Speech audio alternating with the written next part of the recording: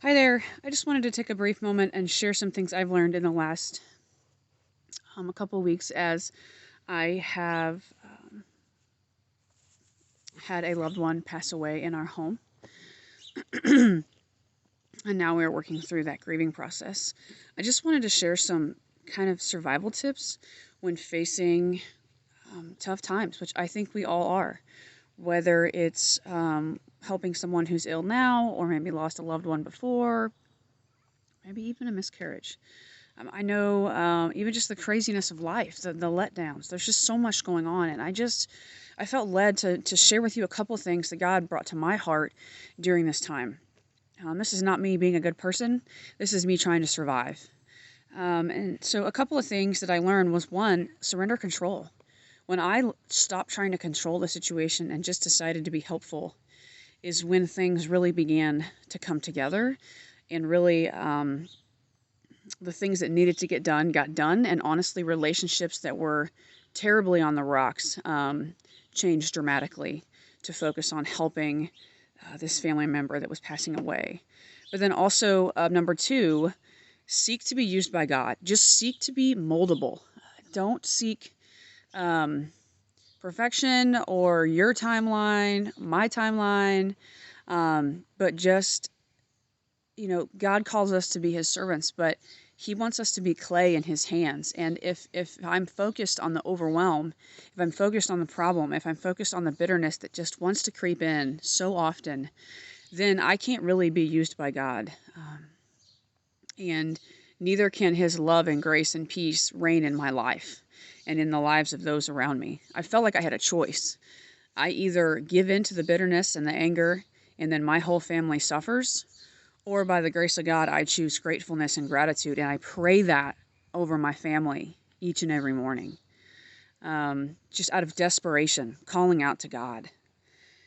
And then number three, you've got to fill your cup.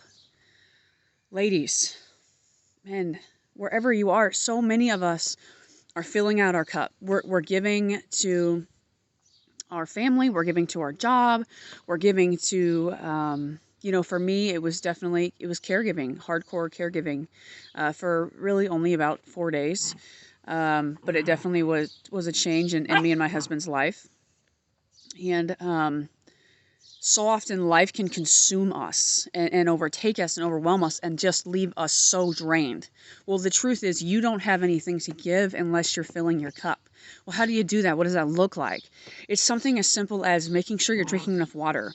Take in nutrients consistently. Do not eat one meal a day. Have something that's got some nutrients in it ready to go, and take that in at least 3 times a day, if not more. Stop and rest when you can. I have learned that each and every day I have to surrender to God and not the to-do list, because otherwise I do live in the overwhelm, and then I become bitter because it's not getting done. And then my family suffers from that. So when I instead take 10 minutes to sit and enjoy my children, or I walk away, or I go to the gym, because for me that is therapy. I go to the chiropractor because I was hurting, right? I get that 30-minute massage because I'm so drained. If I don't put stuff in my cup, then I can't give to my family. Then I'm giving out of my empty bitterness instead of the fullness that God wants us to live in. So I just really wanted to encourage you, because I know we're all facing hard times. And I hope this has been helpful. And if you're in a rough time and you just want prayer, please reach out to me. I would be more than happy to pray for you and explain more of just what God did through me.